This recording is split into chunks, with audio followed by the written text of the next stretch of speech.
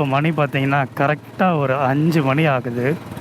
நான் இன்றைக்கி கரெக்டாக எங்கே போயிட்டுருக்கேன்னு பார்த்தீங்கன்னா வந்து இடையர்பாக்கம், சென்னையிலேருந்து ஒரு 45 ஒரு 50 கிலோமீட்டர் டிஸ்டன்ஸில் இருக்குது. நான் இப்போ இடையர்பாக்கம் எங்கே போயிட்டுருக்கோன்னா, இடையர்பாக்கத்தில் ஒரு அழகான ஒரு சிவன் கோவில், இன்றைக்கி அங்கே தான் விசிட் பண்ணலான்னு சொல்லி போயிட்டுருக்கோம். இடையர்பாக்கம் ஸோ ரொம்பவே முக்கியமான ஒரு கோவில் வரலாற்றில். எப்படி அப்படின்னு கேட்டிங்கன்னா வந்து சுங்கம் தவிர்த்த சோழன் அவர் காலத்தில் வந்து அது கட்டப்பட்டிருக்கு. ஸோ இப்போ டைம் பார்த்தீங்கன்னா கரெக்டாக 5 o'clock ஆகுது, Monday morning. And welcome back to the channel.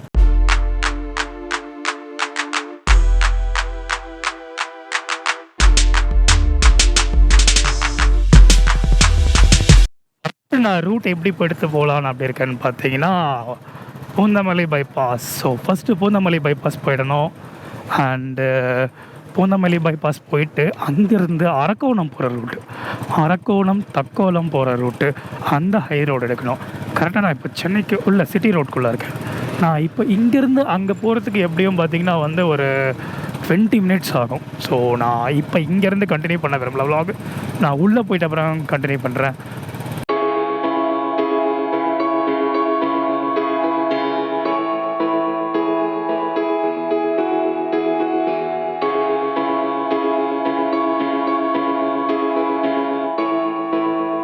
நான் இப்போ கரெக்டாக பார்த்தீங்கன்னா பூந்தமல்லி கிட்டே இருக்கேன்.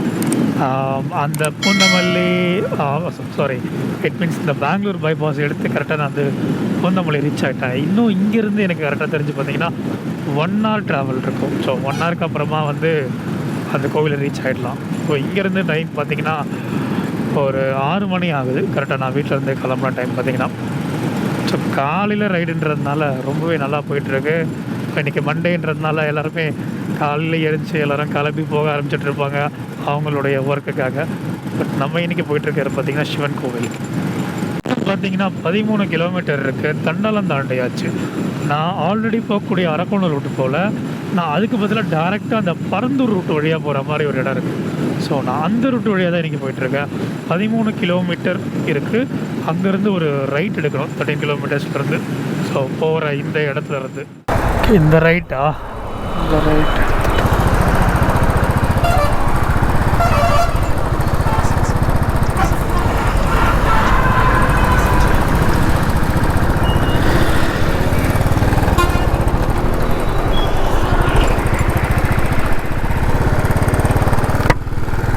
ஸோ இந்த ரைட்டு தான் ஆக்சுவலி எடுக்கணும். இந்த ரைட் எடுத்து ஒரே ஸ்ட்ரைட் போகணும். இங்கேருந்து ஒரு 9 கிலோமீட்டர் கரெக்டாக பார்த்தீங்கன்னா அந்த கோவிலுக்கு.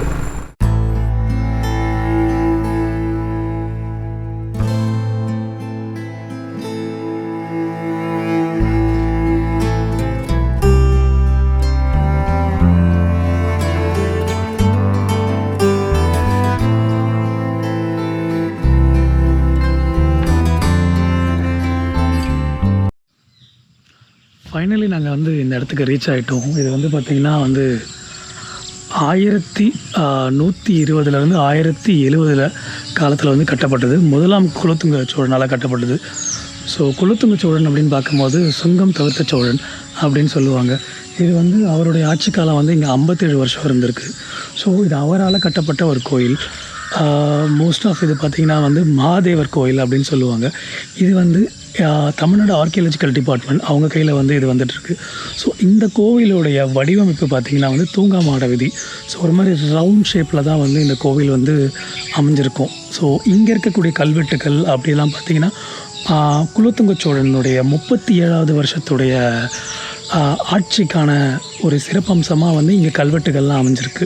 ஸோ இதை வந்து மெயின்டைன் பண்ணுறது பார்த்திங்கன்னா வந்து archaeological department of Tamil Nadu. So உள்ளே வந்து ஒரு மகாதேவர் சிலையும், ரைட் ஹேண்ட் சைடில் பார்த்திங்கன்னா வந்து தட்சிணாமூர்த்தி சிலை, அப்புறம் வந்து ஒரு விநாயகர் சிலை இருக்கும். ஸோ விநாயகர் சிலைக்கு இந்த பக்கம் லெஃப்ட் சைடு பார்த்திங்கன்னா வந்து ஒரு துர்க்கை சிலை மற்றும் வந்து உங்களுக்கு அந்த ஒரு பிரம்மாவுடைய சிலை இருக்கும். கரெக்டாக சென்னையிலேருந்து ஒரு 62 கிலோமீட்டர் டிஸ்டன்ஸில் தான் வந்து இந்த கோவில் வந்து அமைஞ்சிருக்கு. நாங்கள் மார்னிங் காலையில் ஒரு 5 o'clock என்னமோ கிளம்பி கரெக்டாக இங்கே வந்தது ஒரு 1.5 hours என்னமோ கரெக்டாக ஆச்சு. ஸோ நான் உங்களுக்கு இந்த கோவிலுடைய டீட்டெயில்ஸ் எல்லாமே உங்களுக்கு கிளியராக காட்டுறேன். ஸோ ஃபஸ்ட்டு சிவபுரத்தில் பார்த்திங்கன்னா வந்து இந்த விநாயகர் சிலை வந்து ரொம்ப சின்னதாக இருக்கும். ஸோ இதோட வடிவங்கள் அப்புறமா வந்து இங்கே கொடுத்துருக்கக்கூடிய அந்த மேலே இருக்கிற கொடை, கையில் இருக்கிற கோடாரி, ஸோ இந்த சைடில் இருக்கிற டிசைன் எல்லாமே அதிகமாக இருக்கும். சிவபுரம் கோவில்லையும் இதையும் கம்பேர் பண்ணிங்கன்னா வந்து இது ரொம்பவே ஹைட்டாக இருக்குது கோவில். ஸோ நான் இங்கே நிற்கிறதுக்கே எனக்கு விநாயகர் வந்து பார்த்திங்கன்னா வந்து மேலே இருக்குது. ஸோ இது வந்து ரொம்ப யூனிக்காக செஞ்சுருக்காங்க. நீங்கள் சிவபுரம் வீடியோவில் பார்க்கும்போது தெரியும், விநாயகர் கொஞ்சம் சின்னதாக தான் இருப்பார். ஸோ இதில் பார்க்கும்போது டிஃப்ரெண்ட்டான ஸ்ட்ரக்சரில் வந்து விநாயகரை கொடுத்துருக்காங்க. அடுத்ததாக வந்து பார்த்திங்கன்னா வந்து தட்சிணாமூர்த்தி. ஸோ தட்சிணாமூர்த்தியோடைய வடிவம் வந்து அங்கே வந்து தலையெல்லாம் பாம்பு இருக்கிற மாதிரி வந்தது. முழுசாக அப்படியே ஆலமரம் சுற்றி பாம்பு இருக்கிற மாதிரி இருந்தது. இந்த இடத்துல பார்த்திங்கன்னா சடாமுடியோடு இருக்கிற மாதிரி ஒரு டிஃப்ரெண்ட்டான லுக்கு. அதே மாதிரி பின்னாடி பார்த்திங்கன்னா வந்து அங்கே மரம் கொஞ்சம் டிஃப்ரெண்ட்டாக இருந்தது. ஸோ சைடில் ஏதோ ஒரு ஹேண்ட்பேக்குன்னு சொன்னாங்க, பட் ஆனால் போட்டு மாதிரி தான் இருந்தது.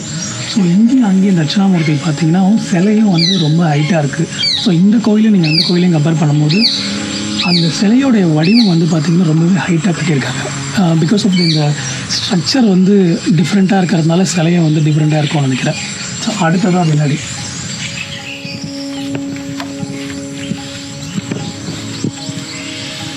இந்த இடத்துல எந்த ஒரு சிலையுமே வைக்கலை. இது எங்கே போச்சுன்னு தெரியல. அதே மாதிரி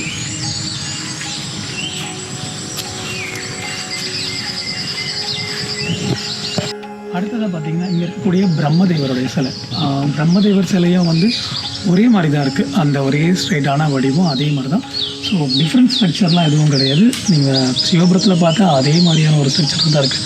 ஸோ சிவபுரத்துக்கும் இந்த இடத்துக்கும் என்ன ஒரு டிஃப்ரெண்ட் பார்த்திங்கன்னா, சிவபுரமில் கோவிலுடைய ஷேப் வந்து வேறு மாதிரி இருந்தது. ஸோ அந்த கோவில் இந்த கோவிலும் என்ன ஒரு டிஃப்ரெண்ட்டாக இருக்குதுன்னு பார்த்திங்கன்னா, அந்த கோவில் வந்து ஒரு ப்ராட் ஷேப்பாக இருக்கும். ஸோ இது கொஞ்சம் வந்து ஒரு வளைவான ஒரு ஷேப்பில் இருக்குது. அதுவும் குளத்துக்கு பக்கத்துலேயே இருக்குது. ஸோ அந்த கோவில் பார்த்திங்கன்னா குளத்துக்கு பக்கத்தில் இருக்காது. இந்த மாதிரியான பாதி கோவில்கள் இருக்கிறதுல வந்து ஒரு காலத்தில் வந்து ஒரு 1000 இயர்ஸ் பேக் வந்து ரொம்ப பெரிய கோவிலாக இருந்திருக்கும்னு சொல்லுவாங்க. ஸோ கம்பேர் டு பார்த்திங்கன்னா வந்து தஞ்சாவூர் கோவில் அந்த ஸ்ட்ரக்சரில் பெருசாக வந்து காம்பவுண்ட்லாம் வச்சு அதுக்கான ஸ்பெசிஃபிக்கான ஒரு இடங்கள்லாம் சேர்த்து இருந்திருக்கும். ஸோ படையெடுப்பின் காலப்போக்கில் வந்து பார்த்திங்கன்னா வந்து பாதி வந்து எல்லா இடங்களும் அழிஞ்சதாகவும், அதே மாதிரி வந்து சில சீற்றத்தால் வந்து சில இடங்களில் அழிஞ்சதாகவும், அதே மாதிரி இந்த டாப் மேலே இந்த டாப்பில் பார்த்திங்கன்னா வந்து அந்த டபுளாக வரும் கோபுரம் பார்த்திங்கன்னா டபுளாக வரும். ஸோ இது வந்து நாளடைவில் வந்து பாழடைஞ்சு இடித்ததுனால இருக்கிறத வச்சு ஆக்சுவலி இவங்க கரெக்டாக கன்ஸ்ட்ரக்ட் பண்ணி மெயின்டைன் பண்ணுறாங்க. ஸோ இது கடைசியில் பார்த்திங்கன்னா வந்து தமிழ்நாடு ஆர்கியாலஜி டிபார்ட்மெண்ட்லாம் வந்து இதை மெயின்டைன் பண்ணிருக்காங்க. இந்து அறநிலையத்துறை கிடையாது. ஸோ இப்போதைக்கு இங்கே யாருமே கிடையாது. மோஸ்ட் ஆஃப் வந்து கொஞ்சம் பேர் தான் வந்து இந்த ஊர் மக்களும் அந்த மாதிரியான ஆட்கள் மட்டும்தான் வந்து போகிறாங்க. ஸோ இங்கே இருக்கக்கூடிய சிவன் சிலை பார்த்திங்கன்னா ரொம்பவே பிரம்மாண்டமாக இருக்கும். ரொம்ப பெரிய சிவன் சிலையாக இருக்கும். ஸோ அடுத்ததாக வாங்க துர்கையோட சிலை பார்க்கலாம்.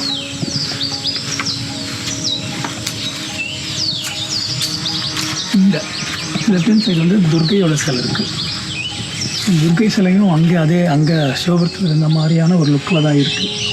ஸோ எல்லாமே யூனிக்காக பண்ணியிருக்காங்க. தைல காப்பு போட்டிருக்காங்க ஃபுல்லாகவே. ஸோ நல்லா லுக்கும் மெயின்டைன் பண்ணிகிட்டு இருக்காங்க. அதுக்கப்புறம் இந்த கோவில் அடுத்ததாக பார்த்திங்கன்னா வந்து இந்த ரைட் ஹேண்ட் சைடில் ஒரு விநாயகர் ஒரு சிலை இருக்குது. ஸோ இதுலேருந்து அப்படியே நேராக வந்தீங்கன்னா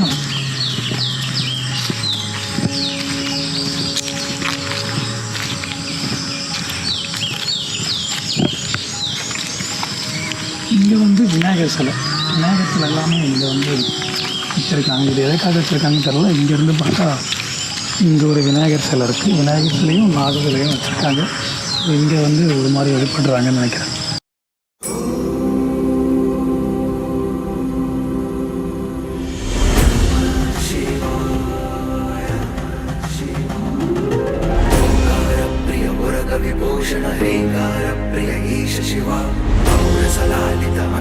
नाशन गौरी समेत गिरीश शिवा अंबरवास चिदंबर नायक तुंबुरु नारद सेव्य शिवा आहार प्रिय अष्टदिगेश्वर योगी हृदय प्रिय वास शिवा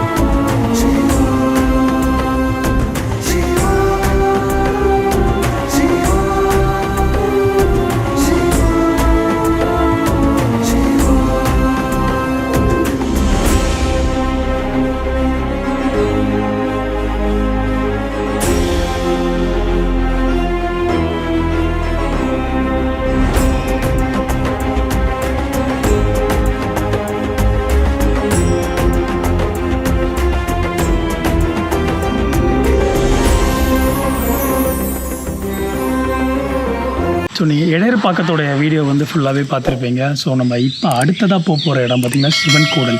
இங்கேருந்து ஒரு 7 கிலோமீட்டர் டிஸ்டன்ஸில் இருக்குது. ஸோ நம்ம இப்போ அடுத்ததாக அங்கே தான் போகிறோம். வாங்க வீடியோ கிளம்பலாம்.